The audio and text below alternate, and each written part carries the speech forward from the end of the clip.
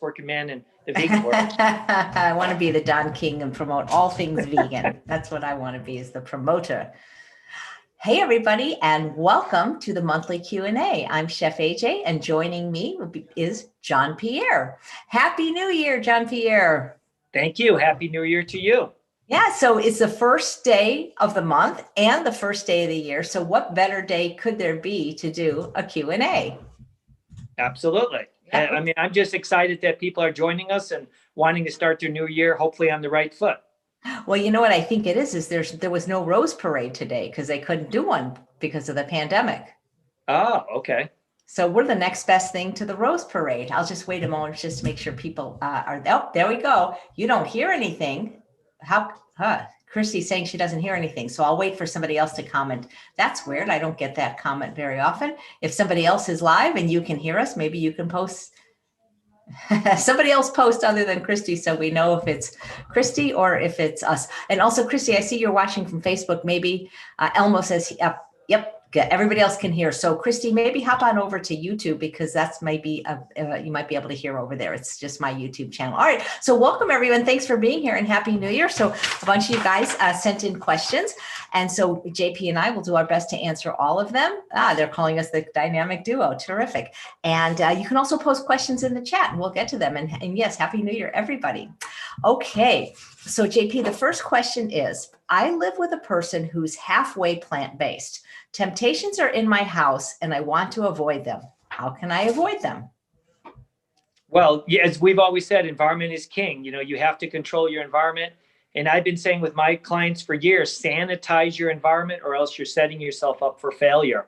So if you can't sanitize your environment, then, you know, those foods are going to bang on your brain all day long because you'll be thinking about them all day long. So the next best thing you could do is try to put those foods in an area of the cupboard that you won't see, or in the refrigerator in a brown paper bag.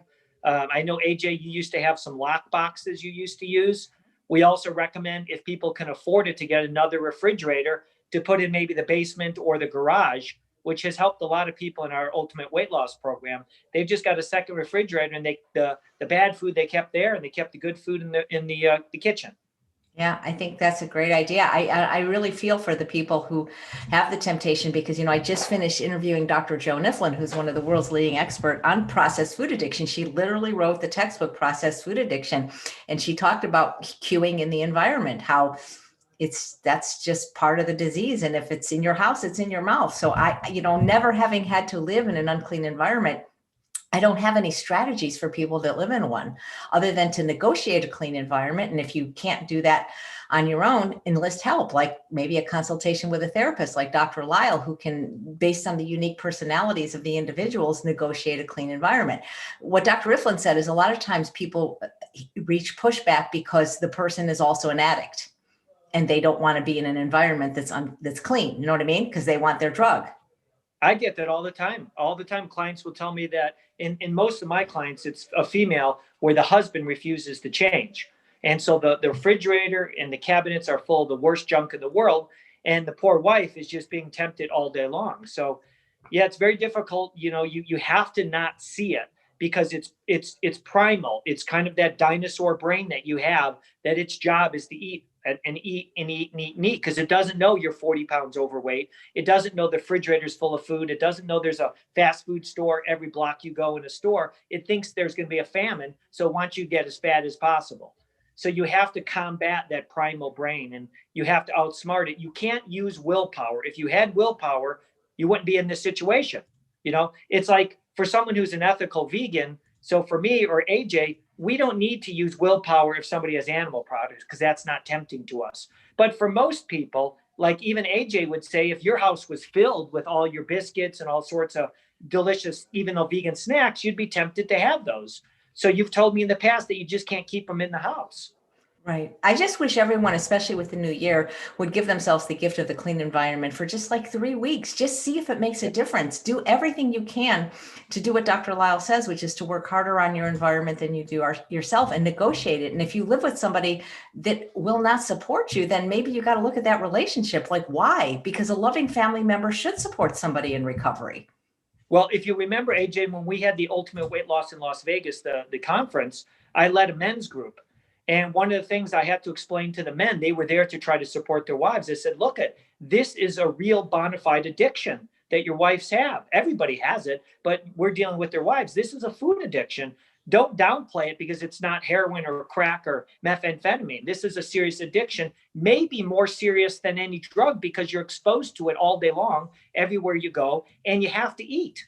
So it's a serious addiction. If you don't keep your environment clean, you're going to be challenged. So do your best to clean the environment, keep that food hidden, put away, have a vision board on your refrigerator to give you some motivation to have that laser beam focus. Those are things important. Get a coach, somebody that you could work with, or a therapist, or a buddy, accountability partner.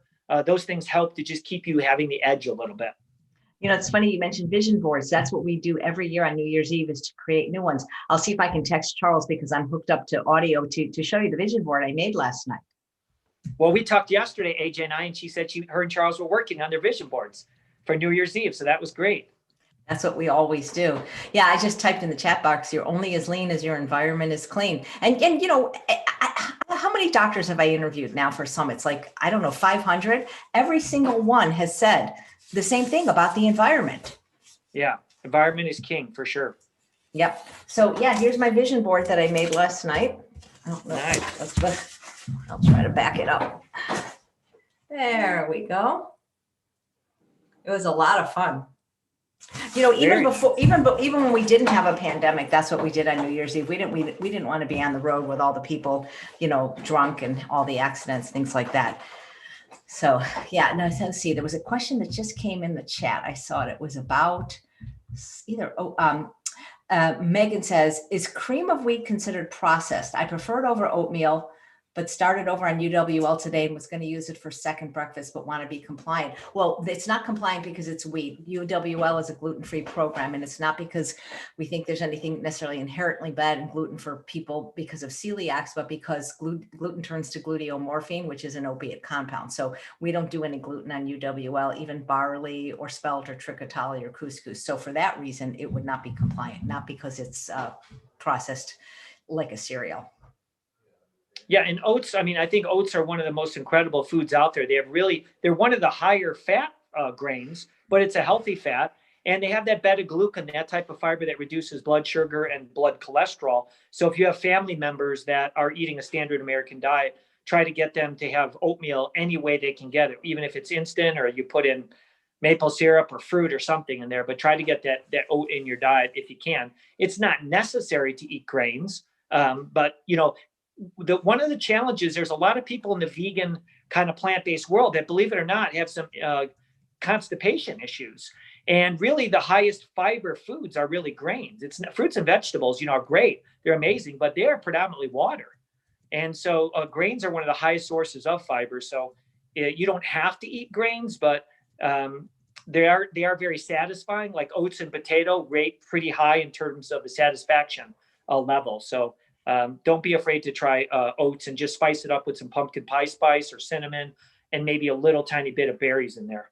And I would recommend over the rolled oat, and even over the steel cut oat, the oat groat. Mm-hmm. Yeah, sure. There's good, better, best, you know, but if you could just get any of the oats in, that's great. Okay, so watching live, Linda says, if I start the day with non-starchy vegetables, can I end the day with oatmeal? Well, we don't recommend only non-starchy vegetables for breakfast. It's part of your breakfast. It's not, that's where I think people that actually aren't in the program or have read the book think that that's all we eat is non-starchy vegetables, and it's not. It's a starch-based program by calories. Yeah, so we recommend people getting their vegetables in for breakfast and then adding a potato or rice or something in there if you want to have some starch. Right. And it's not just vegetables for breakfast. It's vegetables for breakfast, for lunch, for dinner, for snacks, but with most of your calories coming from starch. Okay. I think one of the biggest challenges that we have is people don't understand the volume of vegetables you need to consume. If we compare it anatomically to an animal that's an herbivore, you know, they're eating all day. So they're eating mass amounts of vegetables.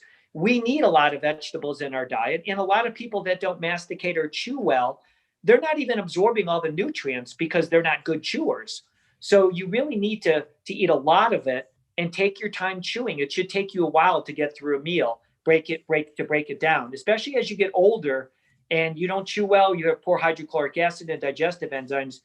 Get a large volumes in, but chew. just like a train. Ruthie says, what about oat bran hot cereal instead of cream of wheat? It has the same creamy texture and lots of fiber and protein. Well, oat bran is literally just the bran.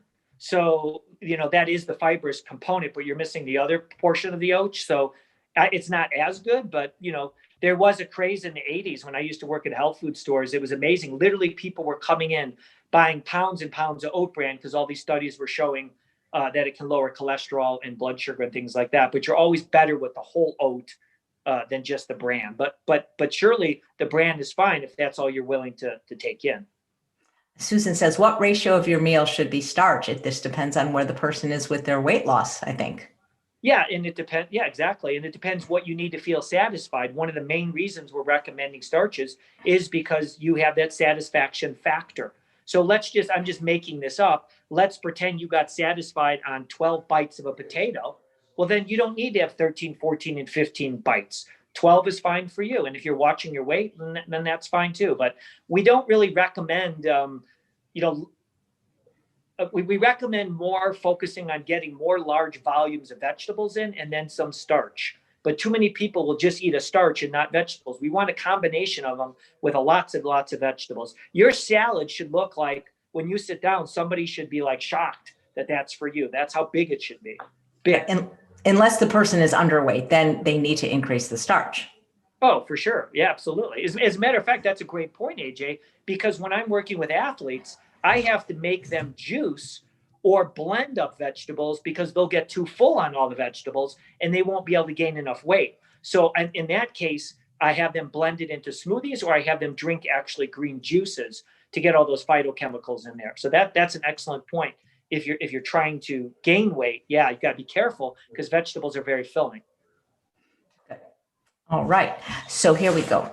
My goal is to figure out how to cut sugar out of my life. No matter what I try, the cravings are just too strong. I have no problems eating a whole food plant-based diet. Well, that's great. Then you should be getting all the sugars you want from whole foods. So all the fruits that you can eat, the fruits are loaded with beautiful, tasty sugars, and feel free to have those. Absolutely. But remember, refined sugars it's just playing with your brain. It's kind of like saccharin or NutraSweet. These things are hundreds of times sweeter than sugar. It's not natural.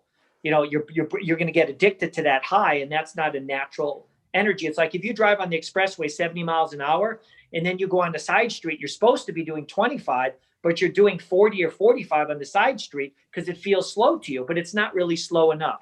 So you have to get used to the energy level and the stimulation of just plain fruit and not this adulterated sugar. Because remember, it takes vitamins and minerals to turn the sugar, refined sugar, into energy. So it actually steals nutrients from your system and ultimately affects your cognition because you're losing B vitamins in particular, which are important for metabolism and brain functioning. So do everything you can to avoid sugar. If sugar was created today, it would be with prescription only. It's how dangerous it is. Yeah. And when the person says the cravings are just too strong, that shows it's an addiction. That is that's what an addiction is. You don't get cravings for non-addictive foods. You may love okra or broccoli or sweet potatoes, but if for some reason you can't get them at the store for whatever reason, you don't go into cravings. What cravings are is detoxifying from the addictive nature of the drug. And the only way to get over cravings is to stop indulging the cravings. And, honestly, it can take as little as 4 days if you can get through it. Yeah, I'd say that's one of the biggest challenges that I work with clients is sugar addiction. And it is scary the way it affects your hormones, it affects your weights, and the way it really affects your cognition, your brain's ability to think.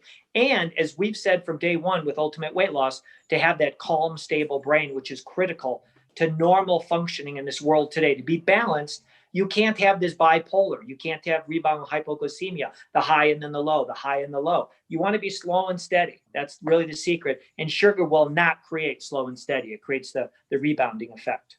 Yeah. It's a bad addiction for a lot of people. I suffered with it for 43 years, but once you're free, man, it's the best. Gigi says, can you discuss satiety with potatoes? I noticed that depending on how I cook them, air fried, baked, mashed, I can eat a difference in amount, will it make a big calorie difference? Well, if you're not overweight, it doesn't really matter how you cook them. But if you're struggling with weight or a plateau, it makes a difference because methods that don't involve water are going to be higher in caloric density. And so, for example, you can eat a lot more air fried French fries than you can, steamed potatoes, or at least most people can. So then it would make a difference. So the wet cooking methods are preferred for people that are wanting to lose weight. But as far as satiety is concerned, according to Dr. Susanna Holt, who created what's known as the SI or satiety index, there is no food as satiating as the potato. And that doesn't just have to be a white potato. That can be a sweet potato also. And remember, when you look at the Okinawans, the majority of their calories are coming from a type of sweet potato. So they're eating large volumes of those potatoes. So, I'm not a big proponent of all these ways that we create potatoes with air frying and everything. I think I would use an air fryer for somebody who's a standard American eater, and I'm just trying to get them to eat a little healthier and to get potatoes or some vegetables in. But I think as you transition, I'd like you to stick to closer to the potato without being air fried. And it's like eating a dehydrated product. Dehydrated is going to be the same. Dehydrated mango or raspberries are not the same as eating the fresh, because you're removing the water, which is the main things that are giving you satiety, or two of the main things is fiber and water. That's critical to have that fiber and water. Absolutely. Mary says, my schedule at work doesn't allow me to take my time and enjoy a nice salad or any kind of meal.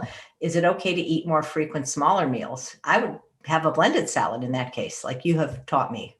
Yeah, I mean, blended salads are great because they're basically, just think of a blended salad like a smoothie or a soup, and you can take it in. But I mean, yeah, we live in the real world, and not all of us can eat a slow man or like a monk. So yeah, you do the best you can. Just make sure if you're eating a fast meal somewhere, you try to get two meals in a little bit slower. It is one of the challenges of living in our world today, trying to slow down. I agree with that. That's something that we all have to work on, is slowing down, especially when we eat. Okay. Ramunda says, can we have fruit with the oats instead of veggies like berries? It just depends on what your goals are. Because then we get into creating cake. When we start having oats with all this dried fruit and things, we're creating, basically a cake. And, it depends, as AJ said, what your goal is. Yeah, if I'm working with an athlete and they want fruit, like they want oatmeal and dates and raisins, absolutely.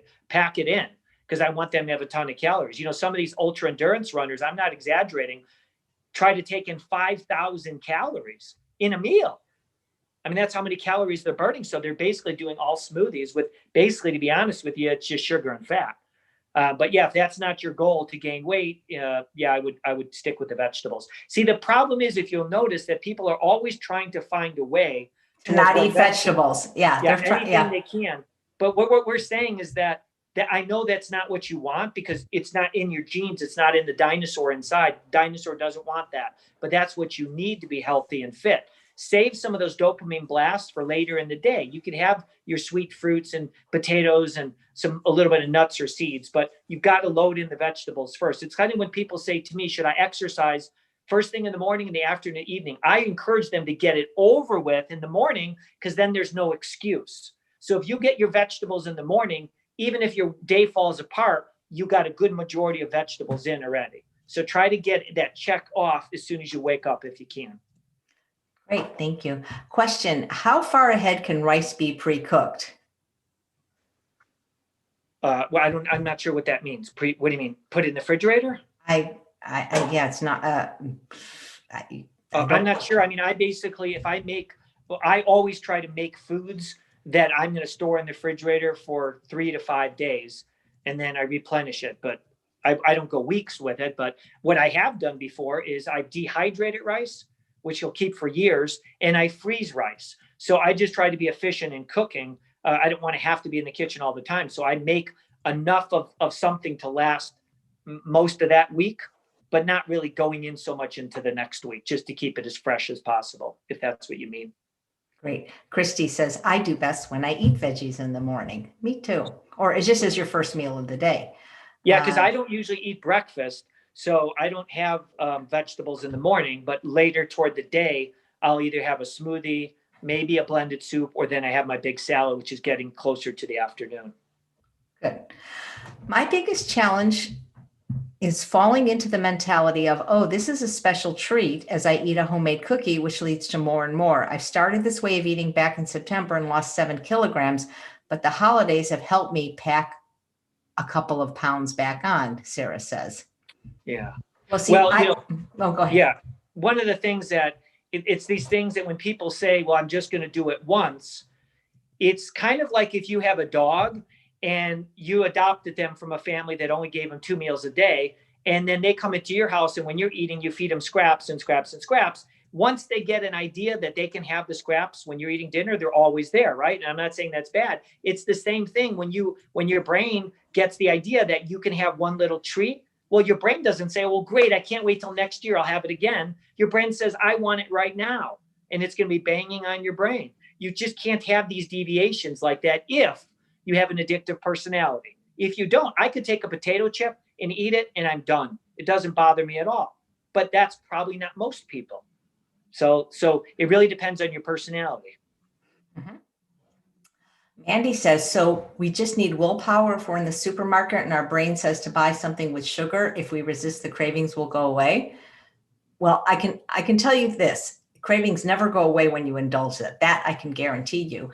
But if going to the supermarket is what's causing you to go off plan, then we've never been in a time in human history that it is easier to get groceries delivered for either free or for $5 from every store so that you don't have to withstand that temptation.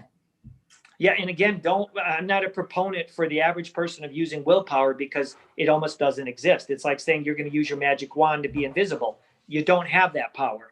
So most people don't have willpower. So you have to outsmart the primitive cravings. These are wired inside of us. They're there.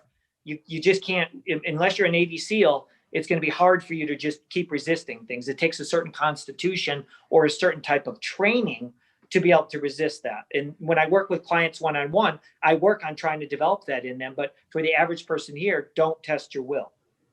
Yeah. Willpower is a very short, limited commodity, and you only need to use willpower if you're going to make a decision. So supermarket, and never go to a supermarket hungry. That is for sure. Well, and also when you go to a supermarket, have a plan of what you're going to get. And hopefully that's all on the outside of the aisle where the fruits and vegetables are. You don't want to deviate and start going inside the aisles where all the sugary treats are. And then the people that are, especially these big box stores that have, people giving samples out. Because it's almost like people follow with their nose right to the Cinnabon where they're sampling or Polish sausage or some sort of fried greasy food, chicken or something like that. I mean, I see it all the time and people just gobbling that stuff. And then when they taste it, of course, they're buying it. Yeah, it's just triggering for you. So avoid those things. I tell people to use a drop of peppermint in your mouth, swish before you get in the store, spit it out, have that flavor in your mouth, and you're less likely to be being sucked into those sampling and demo people. Well, what's one nice thing about the pandemic is they haven't been able to do those samples. Oh, that's good. Yeah. And even the bulk section shut down, which I'm so glad because I just always hated how people would just reach their hand and I just never thought it was hygienic. So that's sort of a good thing that has happened. What kind of machine does JP use to make the rice, to dry the rice? Asks Lily. Oh, I just use a dehydrator. So I have 2 dehydrators. I have a Sedona, which is by TriBest, which is excellent. It's got a glass wall. I mean, basically the door, so you can see inside. It's got a light. And then I have a Excalibur, which is another good one. And so all I do basically, as I mentioned this before, I dehydrate rice, I dehydrate vegetables, and I dehydrate hummus. And then when I travel, I can take those with me. AJ and I, of course, pre-pandemic here, it's all we were doing is traveling. It's all we did. And so AJ and I always bring our own food, no matter where we're going. And so I didn't have to eat it, but as long as I brought my hummus with me or my dried rice, all I have to do is add hot water or cold water and let it sit maybe an hour, hot water maybe 20 minutes, and then I'm good to go. And you just dry the rice till it's completely dry. So I would normally put my dehydrate about 115 degrees and do it for about 12 to 15 hours. Same thing with my hummus till it's powdery. Great. There was a question on the benefits of miso. Where did it go? Sorry about that. See, when I look at it, if I see a question, then it bounces up to the next ones that come after it or the chats.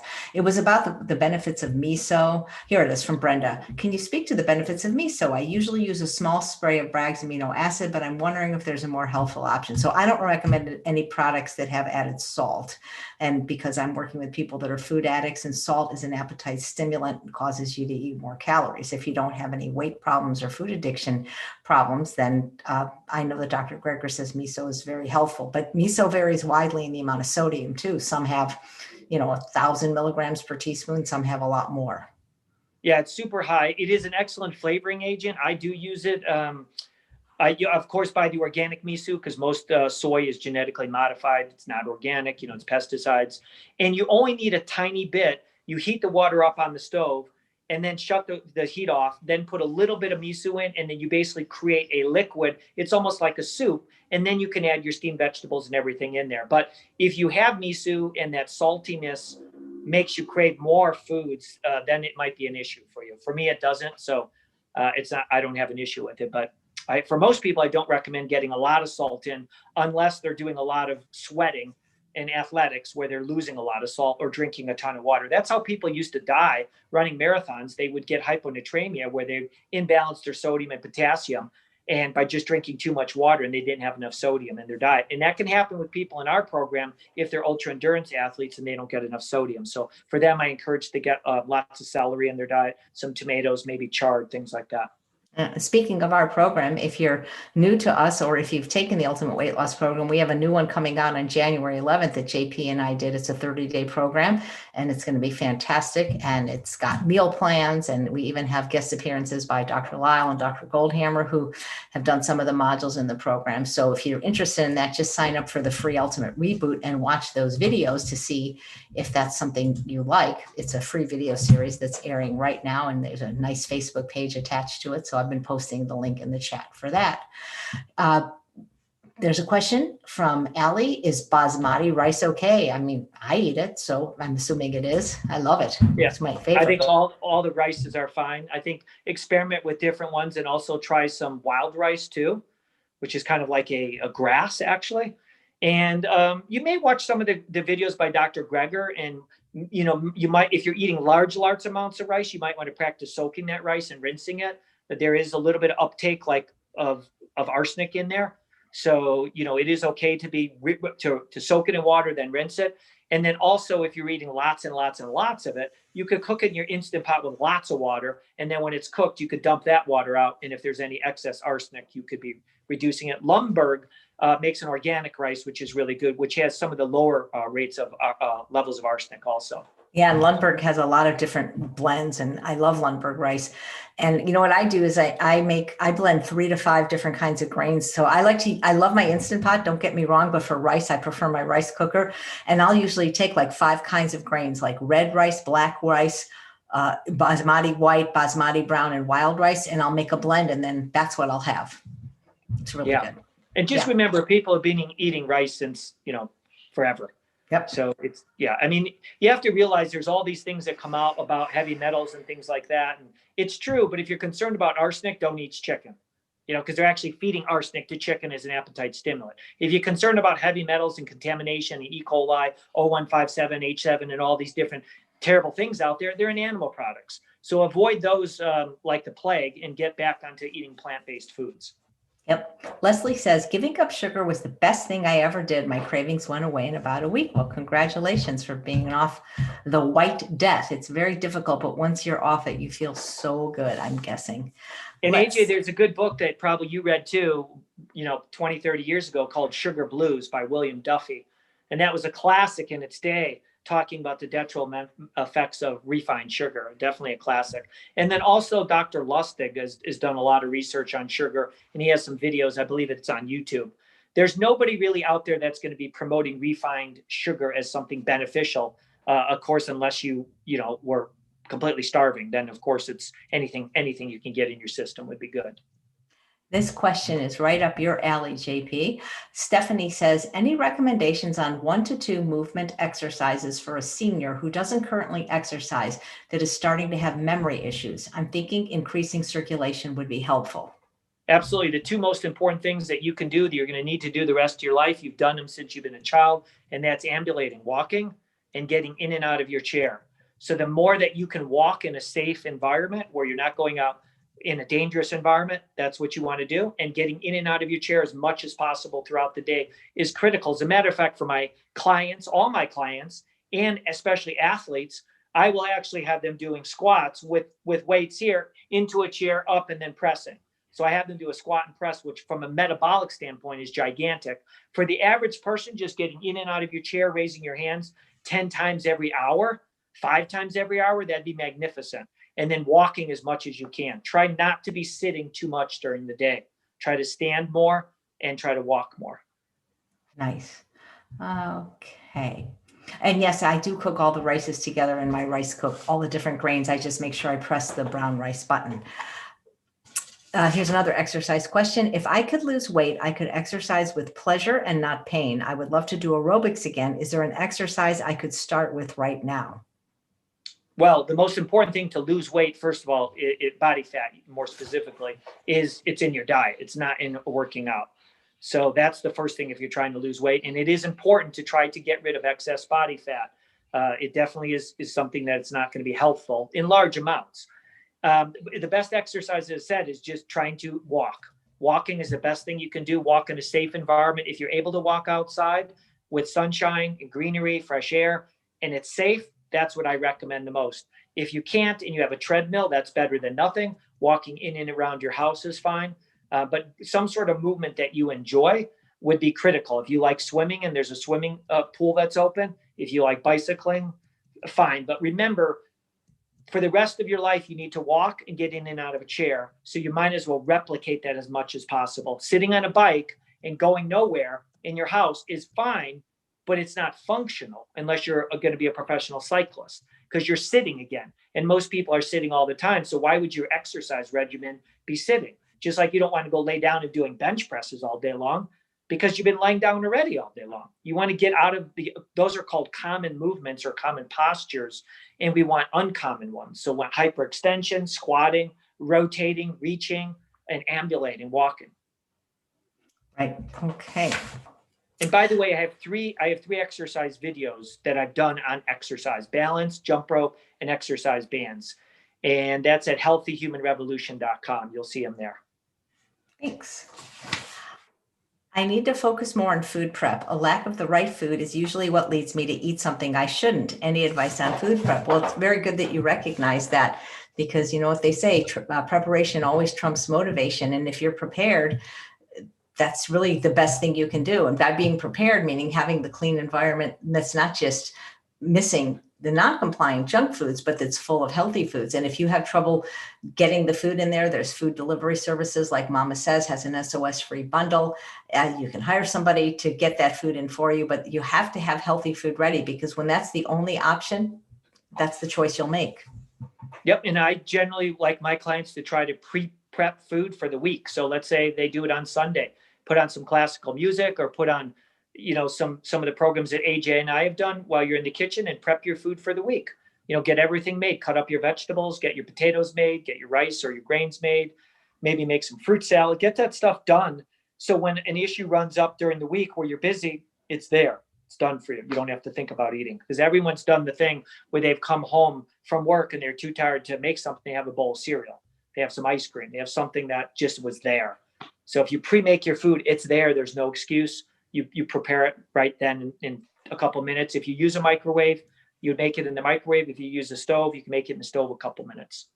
I want to go back to talking about being prepared. Mary, the person that asked earlier about not having time to enjoy a nice salad, could she eat more frequent, smaller meals? Is that one of the things you can do, and I wish I had it to show you. I had it here earlier today, but I have something called a clean canteen, and it looks just like a water bottle, but it's specially made to withstand heat so that when you pick it up, you don't burn your hand. And you can take anything and blend it and put it in there. So it can be a chili, a red lentil chili, or a split pea soup. You can blend it. And then if you're hungry, like I do this with my clients that are, say, teachers, and yet they do get a break, but they might get hungry at a different time and you can be sipping that and nobody knows you're sipping a starch and veggie soup. So that's another way to be prepared is to have things in thermoses. Yeah. And I have one right here. So the one that I use is called Hydro Flask, and it's usually these are double insulated. So I've actually put warm liquid in here before, like something warm, put it in the freezer for a couple hours. When I opened it up, it was still very hot. So these things keep things super hot or super cold. So this one is Hydro Flask. Yeah, nice. Let's see. Wow. So I just saw something that I'm sorry. It just, you don't understand. Oh, here it is. What I'm looking, I don't want people to think like I'm ditzy, but what I'm looking at, I'm broadcasting to 6 different places and it moved very quickly.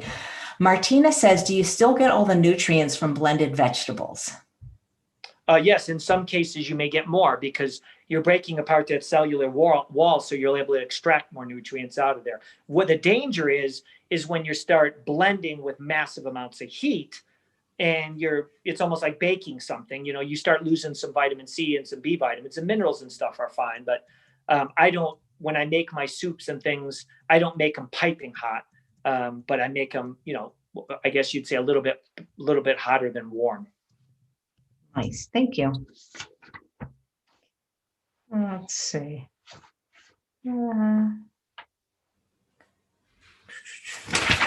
Let's see. How do I bridge the gap between being a bundle of cravings and being a person who is working towards health? Well, AJ, I think you're kind of the walking poster child for that. You used to pack in Slurpees and peanut butter and cookies and stuff, and I think for you have a nice balance now, don't you? Yeah. So how do you do that? I think, I think reframing what a treat is, because I always say that, being able to fit into really cute small clothes and having a calm, stable brain, that's the treat. I don't look at that those as treats anymore. I look at that as punishment. I don't look at restaurant eating as a pleasure. I look at it as a punishment. So to me, it's not a treat. I've changed my mind about what's a treat.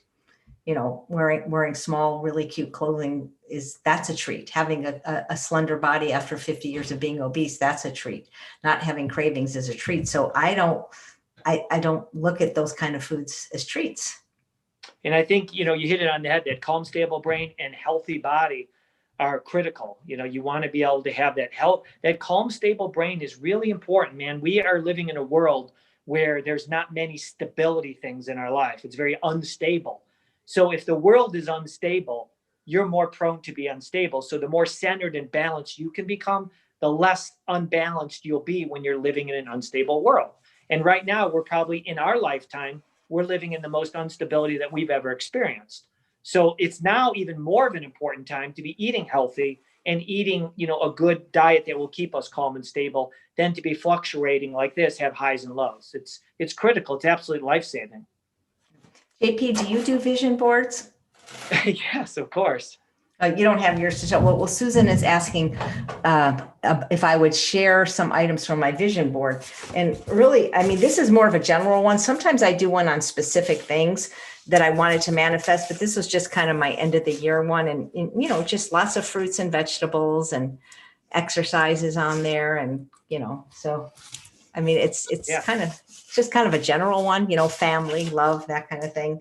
Sometimes I do them on exacts, like when I was trying to build strength training, that one was really focused on that. So Christy says, I do best when I eat veggies in the morning. Me too. Joanne says, I watched The Ultimate Reboot. Very good information. Guys, that series is available right now for free. Hardneck says, what is a blended soup? A blended soup is just a soup. And then you take either your Vitamix or any kind of blender or your immersion blender, and you blend it into a smooth puree, instead of a chunky soup. A lot of soups do that naturally, Yeah. Ron says, when I was a little kid, I thought horseradish was made from real horses. Well, thank goodness it isn't. Okay, let's see what's there. Sorry, I'm reading as fast as I can.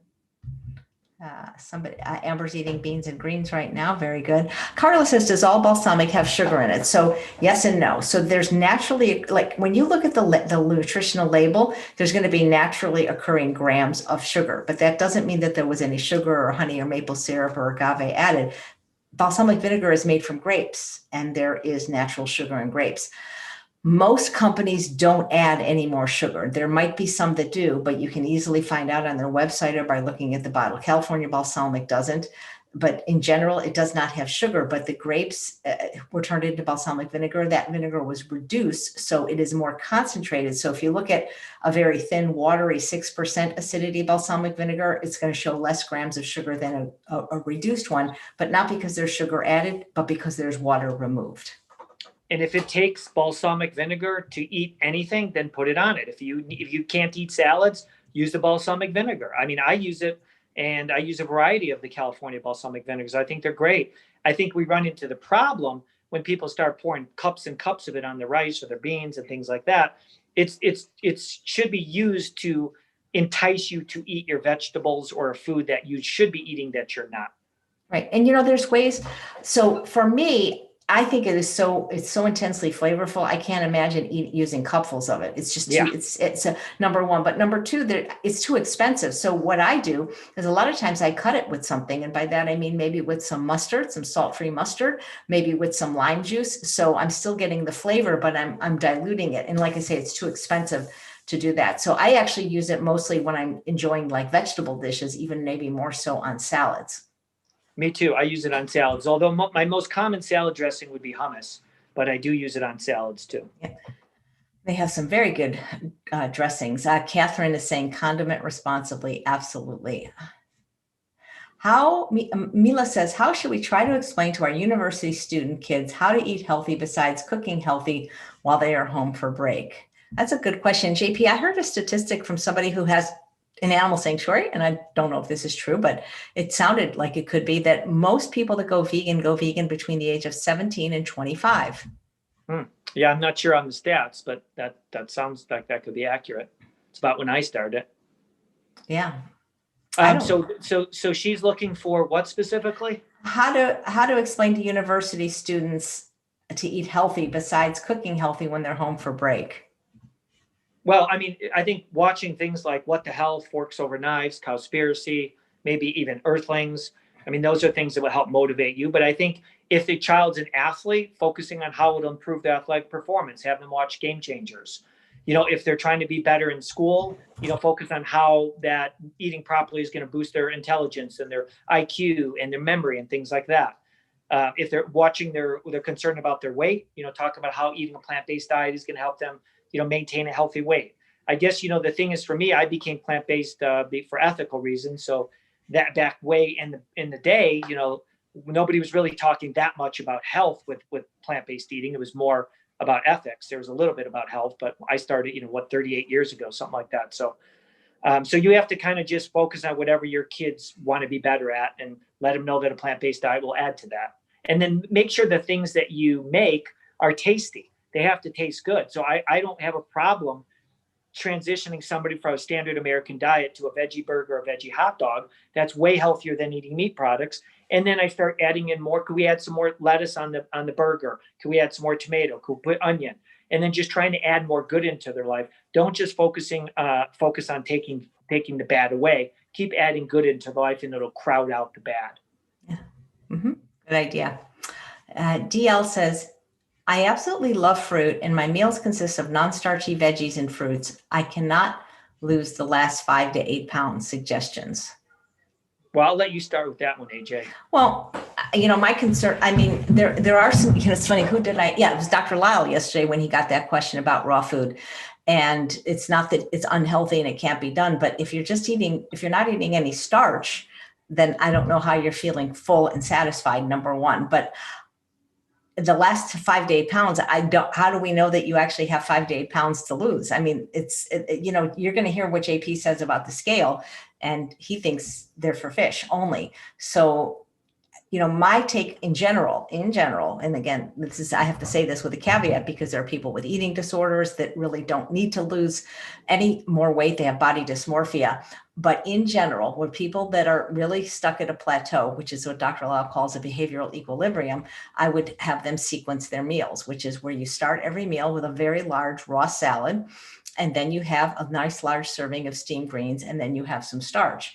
And consider throwing in some intermittent fasting, which doesn't mean that you have to be very precise about it, but meaning to me, intermittent fasting means just really not eating until you're hungry. Having that first meal be not at 7 o'clock in the morning, because that's when breakfast is. It's like when you're hungry. Maybe it's 10 a.m. and maybe it's 1 p.m. I don't know. So those are things I use with people that are supposedly experiencing a plateau. But a lot of times, I would say, are you using salt? Because when you're using salt, you could be retaining water, and sometimes just giving up the salt breaks people's plateaus. So those would be my first thoughts.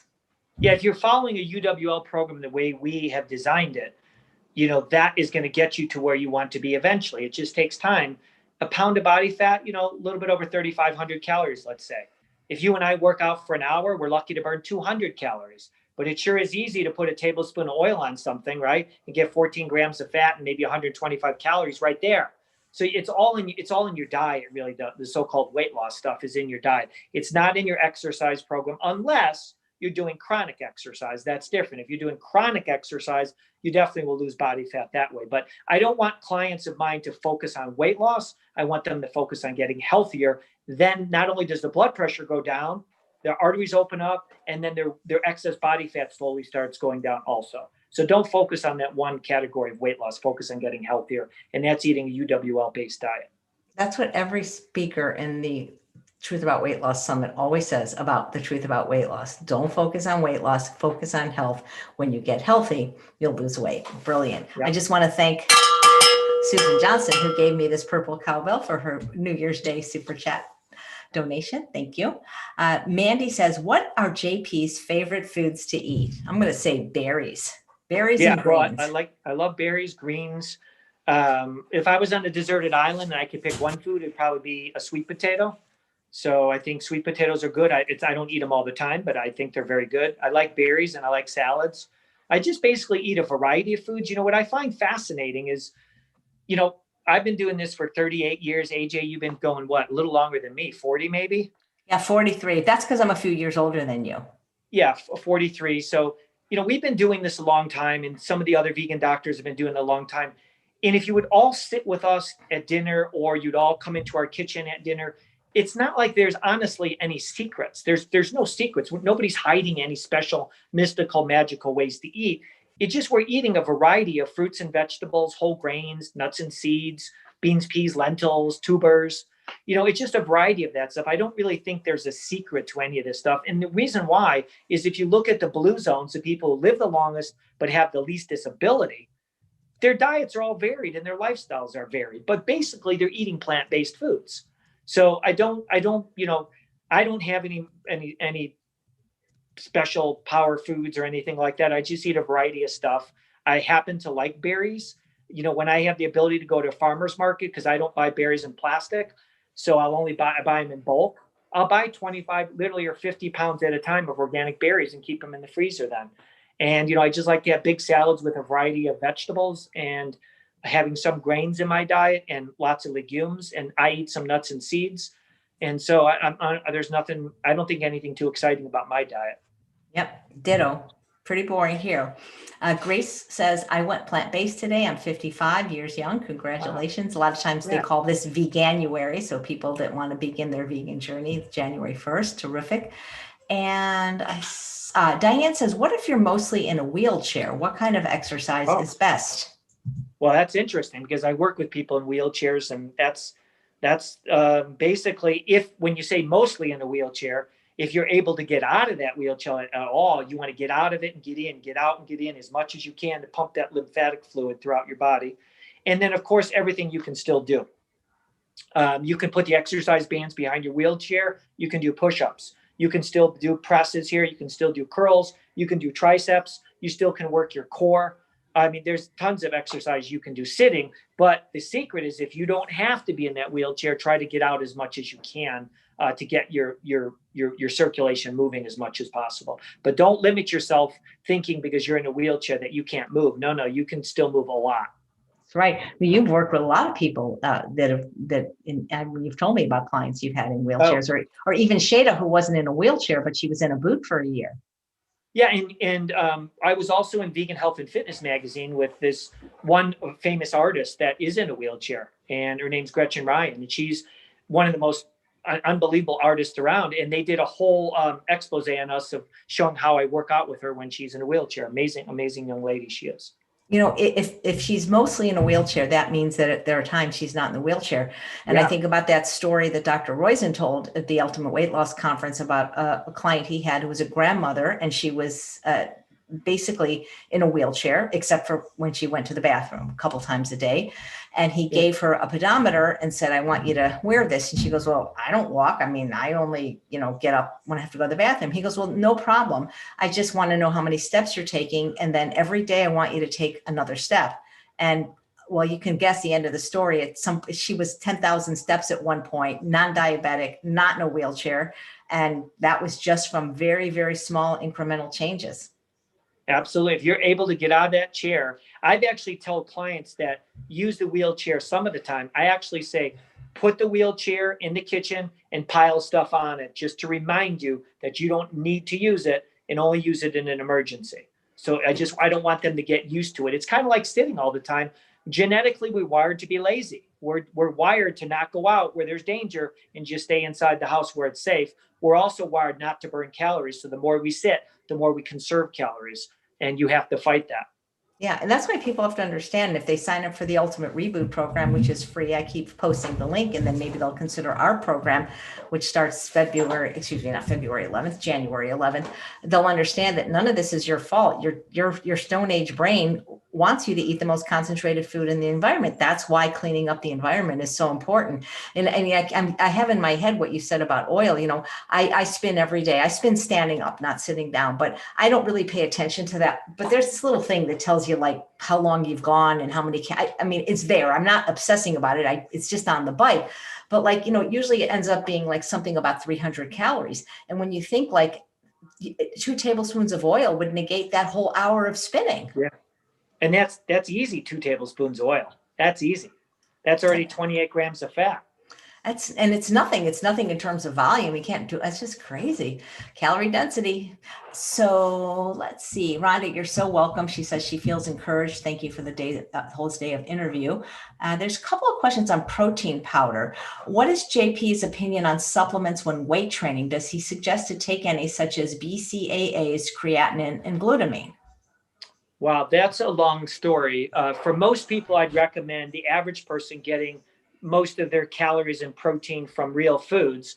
There are some instances where I definitely use protein powder with some athletes or seniors who don't eat well, people anorexic, things like that, where I'll get a shaking because a lot of my clients, they get anorexic, meaning they lose their appetite when they work out really hard. So the only way I can get calories in is via a shake.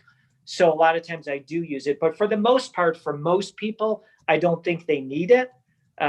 They can just get all the protein they need from their diet. Branched chain amino acids, that's a technical thing that your muscles are composed of, the isoleucine, leucine, and valine, these important branched chain amino acids. But some of them in large amounts can be detrimental and cause some issues in the body. Now, creatine is interesting. Your body manufactures it. If you have different amino acids like methionine, arginine, glycine, your body will create creatine. So most vegans are creating their own creatine. Creatine is basically from animal products, but your body will make its own. But as you get older or you don't eat enough variety of foods, it's a little bit harder to make creatine. So if you're exercising very intensely all the time, some athletes I do have use creatine. But I prefer to work with the client one-on-one to figure out those specific needs. Mm-hmm. And Mila says, what do you think of the plant-based protein powders? Well, yeah, of course, I would never recommend any protein powder that isn't plant-based. So I would avoid isolated soy protein and look more for the pea protein, the hemp, the chlorella ones. I think Health Force, if you go to my site, livingwithharmony.org, and click on resources, the Health Force company makes fantastic products, the best out there. Yeah, great. Lily says, what do you think about wild rice, quinoa, sweet potato, blueberry, banana, and almond milk for breakfast? I only need to lose 5 pounds. I think that would be a very healthy second breakfast, but I cannot support in somebody that says they want to lose. If somebody is underweight or doesn't want to lose any weight, then I don't care what you eat, as long as it's vegan for breakfast, preferably whole food, plant-based. But if you're saying your goal is weight loss, then vegetables for breakfast is non-negotiable. My husband is very lean, and he's been eating vegetables for breakfast for 10 years now. So it's not just a weight loss thing, it's a health thing, because most people don't eat enough vegetables. And if you wait till later in the day to start them, you don't get enough in for most people. But the caloric density of them is just so low that they're beautiful for weight loss. So if you're really trying to lose weight and you're not losing it eating the breakfast that you mentioned, which is healthy, then I would recommend eating vegetables. And some of those ingredients you mentioned, if you follow us on Instagram, just go to Living with Harmony and follow us on Instagram. We talk about some of those ingredients because there's some issues we don't have to get into right now, but some of those ingredients that you're mentioning. So yeah, follow us on Instagram, just at Living with Harmony. Well, I think she's talking about in terms of weight loss, though, not the ethics of quinoa, if that's what you Well, meant. it's not only the ethics, but the environment. And there is just that you're bringing up weight loss. You're not following ultimate weight loss. You're not following, just that you're bringing it up and you're weighing yourself. Under no circumstances am I recommending anybody weigh themselves. It doesn't make any sense. If you want to go get the winning lotto number, why don't you ask your scale what that number will be? And the reason you don't is because your scale isn't intelligent and can't give you that answer. Your scale only tells you the gravitational pull of you. It doesn't tell you what you gained. So if you go on a high protein diet tomorrow, and then the next day you look at the scale and you go, yay, I lost 6 pounds. Well, a pound of body fat's 3,500 calories. Are you telling me you took 3,500 calories times 6? I mean, and lost all that in 2 days? No, you're losing water weight. So when somebody steps on the scale, it's meaningless to me because did they lose water? Maybe they lost muscle. Maybe they lost bone. Maybe they gained water. Maybe they gained muscle. Maybe they gained bone. A scale is completely useless. I have no use for it. And when you're weighing yourself, you're getting away from introspection. You're using an artificial means to tell you something that's going to boost up your self-esteem. Or if you gained weight, oh. And I used to teach for all these different weight loss groups out there, right? And you'd go into the meeting and they'd say, Betty gained a pound. And everyone in the audience, the group would go, oh, Sally lost 2 pounds. Yay. It's silly. I mean, it's silly. What did Sally lose? Maybe she lost bone and muscle. And maybe the other girl who gained a pound gained muscle or bone. It's like, it's crazy weight loss with a scale. I've gone back and forth on the boards with Ultimate Weight Loss for how many years, AJ, saying, I don't think I'm going to even talk anymore about the scale because it makes no sense. I would not step on a scale. It's completely useless. And for anybody out there, they're fooling themselves to think that it's telling you an accurate reading of yourself, especially your weight. Yeah, thank you. Socorro says, today's my 1-year vegan anniversary. Happy vegan anniversary. Was afraid of going vegan prior, but I found Chef AJ and I'm so happy. Lost 35 pounds this year. Congratulations. And Tammy says she met both of us at Remedy in Washington at Skamania Lodge. I sure hope after the pandemic you'll come back to Washington and hold another conference, as long as it's not too cold, huh? It's too cold up there, you know? That was fun. Benji's event, Remedy. That's always a great time. Dr. McDougall, that was a wonderful event. So Queen of Aries says, beans, I avoid them because of bloating and gas. Is there a way to make them that stops that? I heard that if you cook them with about a thumb-sized piece of a sea vegetable called kombu and soak and sprout them, that's supposed to greatly decrease the gas. Well, you know what I say, AJ, better gas than a bypass. So it's better that somebody gets beans in their diet, which is one of the main foods that's common of all the blue zones, than not get them. When people tell me they get gas and that's their only issue, your microbiome eventually adjusts. So start out with less beans, eat 1 bean tomorrow, see how you feel. If you don't have a problem, eat 2 beans. Go to that limit till you find, oops, it's 12 beans, and then just keep eating 12 beans continually as your microbiome and your body adjusts, then try 13. But, legumes, beans, peas, and lentils are very important, especially in terms of amino acids, and particularly one called lysine, which is very important for protein synthesis, calcium absorption, helps form carnitine in the body. So you do need to get some form of that in your diet. If you're not eating beans, you can work around it, but it's not as easy. Okay. Monica says, what's your favorite veggie for breakfast? Whatever I have in the house, but I like Brussels sprouts quite a bit, and also kale. It's just, I try to mix it up. I get stagnant sometimes and repeat, but something cruciferous. That's what I would say. Yeah, I think those are 2 great choices. Yeah, they're my favorite. And if you don't like vegetables, just start with the one you hate the least. Carter says, is almond milk okay? If I would recommend a brand you make yourself without all the stabilizers and emulsifiers and without sugar, oil, or salt. And the Nutri-Milk machine is on sale for another 9 hours. And then you'll probably have to wait till Thanksgiving to get that $100 off. You got anything to say about almond milk, JP? Well, it would be my least favorite from an environmental standpoint because it's using a gallon of water per almond. So it uses a massive amount of water. And they're using probably more bees anywhere else in the world than California to pollinate the almond crop. So from an environmental standpoint, no, I'm not a big in favor of almond milk, but I'd rather have soy or oat milk or coconut or just no milk at all, none of the milks at all. Like if I make a smoothie, I could use soy milk, but I like to use water. And sometimes what I do is I take dried dates or figs and I soak them in water overnight. And then I use that liquid to put in my smoothie. I like oat milk too. That's probably my favorite, and it's very easy to make. What about cashew milk? Does that have the same environmental impact? No, cashew, that's a good one too. Yeah. Yeah, and I actually think cashew milk tastes better than oat milk. What Hope says, what do we think about extended water fasting up to 40 days? I think it should only be done under medical supervision, like at the True North Health Center or Fasting Escape. Yeah, and just remember, people have been fasting since the beginning of time. It's natural for animals to go without food and sometimes even water.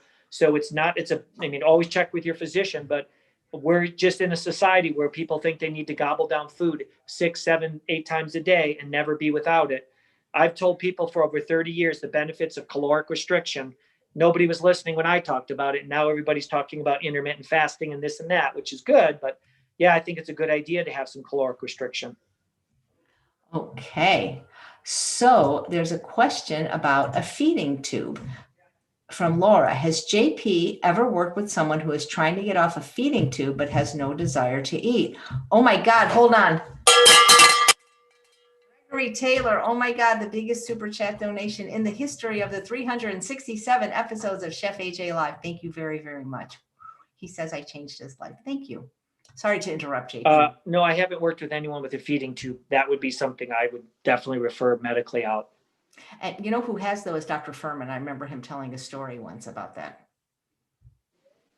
Yeah, one of the plant-based physicians, I'm sure could help. Yeah, and Bonnie says, can you fast if you're hypoglycemic? We don't really want to answer fasting questions because we're not doctors, and Dr. Alan Goldhammer will give you a free 20-minute consult if you're serious about going to the True North Health Center simply by filling out his intake form on his website, healthpromoting.com. Yeah, that's it. I think that's it for the questions. Let's see here. No, here's one from Gigi. Okay. No, first Gina. I've been eating whole food plant-based exclusive and my body has not adjusted to less gas. Any ideas? They actually have charcoal underpants. Did you know that, JP? Yeah, I do. You can try some digestive enzymes sometimes, but ask yourself this question. Does anybody have any animals, cats or dogs? And it's a natural byproduct of human living is gas. It's not like it's an unhealthy thing. So a good majority of gas also isn't just from food, it's from eating very quickly and swallowing air. So you might want to check at the speed at which you're eating and making sure you're not swallowing lots of air. But if somebody doesn't want gas, then don't eat the foods that cause them gas if that's their main goal, not to have it. Or how about eating those healthy foods? Cruciferous vegetables are sulfur containing, probably the healthiest foods out there, and legumes. Maybe you can eat them when you're not going to be around. Time it some way when you're not going to be around, so-called, the people at work or wherever it is. But these foods that supposedly cause gas are very healthy for you, unfortunately. She says it's been 18 months. First thing I say is, did you watch the GI Health Summit? But if you didn't, what these GI doctors, the plant-based doctors say that a lot of times the microbiome is the reason you're getting excessive gas, if it is indeed excessive. And so they had I can't tell you in like 2 minutes all the tips and tricks they mentioned for 40 hours of a summit, but you could have a consult with one of the plant-based GI doctors to find out if the gas that you're having is normal for you. And if you weren't having gas before, my guess is maybe you weren't eating fiber before, but they always say go low and slow. I remember Dr. Furman's interview, like you said, JP, you go low and slow when you're introducing those very cruciferous vegetables.